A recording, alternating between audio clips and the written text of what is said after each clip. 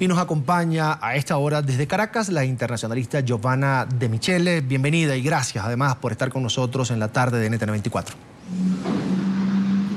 Muchísimas gracias a ustedes por la llamada, es un placer.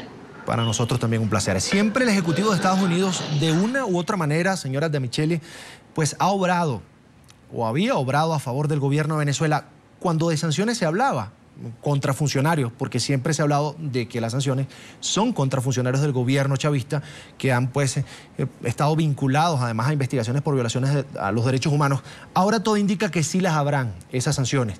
El presidente Barack Obama estaría dispuesto además a firmar ese proyecto de ley que viene del Senado. ¿Cómo lo ve usted en esta oportunidad? ¿Sí está el gobierno de Maduro contra la pared en cuanto a este tema? A ver, fíjese, yo no lo vería en esos términos, ¿no? Yo sí creo que está en una situación sumamente difícil.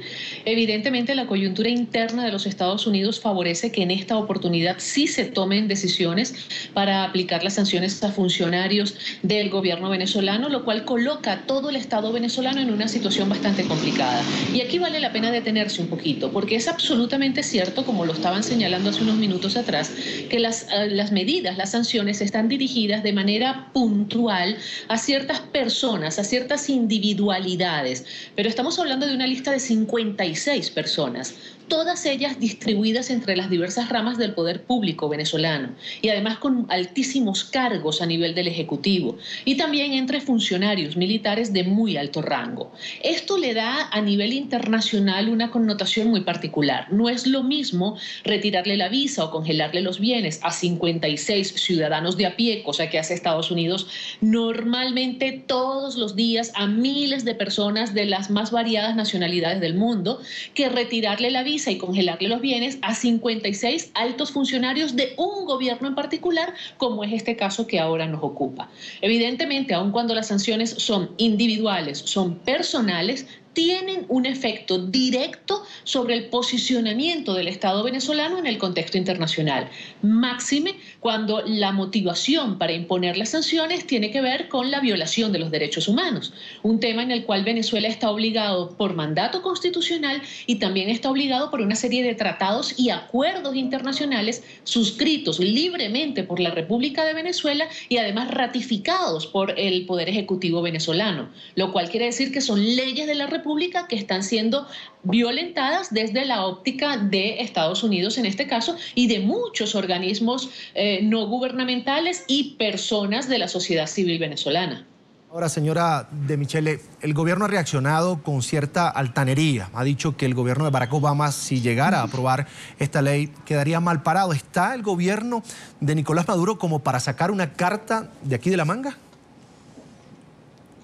Pues particularmente yo no lo creo, yo no la veo, yo no encuentro cuál pudiera ser esa carta. Hoy el diputado Roy Daza, por cierto, buen amigo, a quien aprecio mucho, comentaba que Venezuela estaría dispuesta a aplicar una suerte de reciprocidad en medidas de este tipo a los Estados Unidos y habló de la posibilidad de suspender el envío de petróleo. Él tiene razón en el sentido de que Venezuela realmente lo puede hacer. El enviar petróleo es un acto potestativo, discrecional del Estado venezolano. El Estado venezolano decide a quién le vende y a quién no le vende. El tema está en cuáles serían las consecuencias de una decisión de ese tenor. Evidentemente, una decisión de esas características perjudicaría más en estos momentos al Estado venezolano, que tiene una economía absolutamente deprimida, que tiene un precio del crudo en unos niveles muy, muy bajos, como nunca antes en los últimos 10 años. En fin, un país que tiene, digamos, una producción de petróleo también sumamente baja y con muy pocas probabilidades de colocar posteriormente ese petróleo que dejaría de mandarle a Estados Unidos en cualquier otro mercado. No olvidemos que una de las razones que ha llevado el precio del crudo a la baja ha sido precisamente la inundación de crudo en el mercado internacional. Hay mucha más oferta de la demanda que existe. Entonces, dejar de mandarle petróleo a los Estados Unidos, que además es uno de los pocos, digamos, compradores que paga en efectivo y paga sus facturas a tiempo, acarrearía muchas más consecuencias para el Estado venezolano que para los mismos Estados Unidos. Venezuela lo puede hacer. Insisto, vender petróleo es una decisión discrecional del Estado venezolano. Escoger los clientes es una decisión discrecional del Estado venezolano. Pero las consecuencias las sufriríamos más los venezolanos y todos los que hacemos vida en esta patria, en esta tierra llamada Venezuela, que quienes están en los Estados Unidos. Además, no olvidemos otra cosa. Quien compra el petróleo en los Estados Unidos no es el gobierno de los Estados Unidos. Son empresas privadas que manejan el negocio petrolero en los Estados Unidos. Si bien es cierto que de ese petróleo se beneficia a toda la sociedad estadounidense porque se convierte posteriormente en gasolina y otros productos que utiliza, digamos, la colectividad en líneas generales, no es menos cierto que ese beneficio también lo están recibiendo algunas personas que son inclusive afectas al proceso interno venezolano. Entonces, yo creo que antes de Venezuela amenazar con una medida de ese tenor, debería detenerse a ver quién sufriría las peores consecuencias, ¿no?, en caso de aplicarse algo semejante. Precisamente allá iba, profesora. Un país con los indicadores económicos que usted hacía referencia, un país donde la escasez golpea la vida, no esta vez el bolsillo, sino la vida normal de cualquier ciudadano, pues que depende pues tanto en lo económico y tal vez en lo político, yendo un poco más allá, de Estados Unidos, tomar una decisión bajo ese discurso amenazante del que hablábamos, pues ¿qué le quedaría? Una reciprocidad a nivel diplomático cuando ni siquiera tenemos representantes de Estados Unidos en Caracas y viceversa. Sí, sí, las relaciones entre Venezuela y Estados Unidos han estado desde el comienzo de este gobierno en Venezuela, y cuando hablo de este gobierno no me refiero únicamente al gobierno de Nicolás Maduro. En los tiempos del presidente Hugo Chávez era igual. Ha estado en un constante, digamos, una constante montaña rusa, ¿no?, donde nunca hemos llegado a la cúspide, a un nivel máximo de relaciones, salvo en periodos muy cortos de tiempo. En líneas generales hemos estado en un tipo de relación, digamos, un nivel de relación medio, de medio hacia abajo, con funcionarios de medio nivel o de muy bajo nivel, y con un altísimo grado de incertidumbre, pero sobre todo con muchísima susceptibilidad. Venezuela ha visto desde la llegada del presidente Hugo Chávez al poder, desde el comienzo de este proceso revolucionario, desde el comienzo de este proceso de gobierno, ha visto a los Estados Unidos como un enemigo no solamente para Venezuela y no solamente para los países que de alguna manera se suscriben a la línea ideológica del gobierno venezolano, sino para el sistema internacional, para el status quo que Venezuela ha tratado de construir en los últimos años, ¿ok? Entonces, cuando se ve un Estado y se ve su gobierno como una amenaza, difícilmente se puede establecer una relación, digamos, de mayor cordialidad. Es prácticamente imperativo que el Estado venezolano comience a comprender un poco la dinámica internacional y sobre todo la situación interna.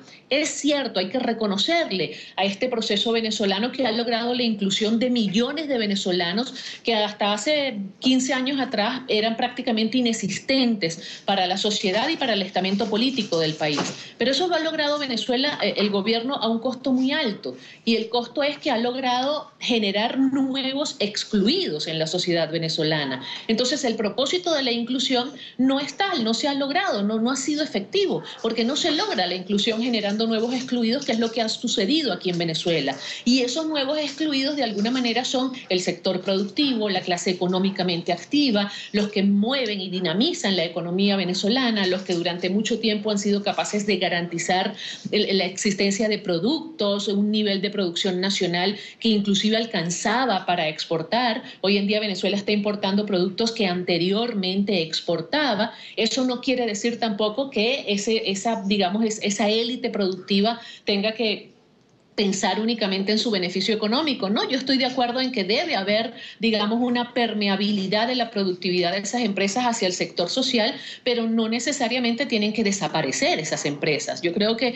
el gobierno venezolano debería tratar de buscar un punto medio, tal como lo han hecho sus aliados en América Latina. Fijemos el caso de otros países, inclusive países con gobiernos muy afines, muy cercanos a Venezuela. Ninguno tiene la situación interna a nivel de su aparato productivo que está viviendo Venezuela. Ninguno tiene los problemas de escasez que tiene Venezuela. Ninguno tiene los niveles de inseguridad tan altos como los tiene Venezuela. Entonces, definitivamente algo está generando disonancias dentro del proceso venezolano que no se está replicando ni siquiera entre los países aliados del vecindario, ¿no?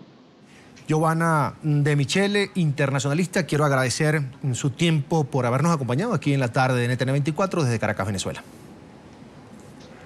Muchísimas gracias a ustedes por la llamada. Un placer.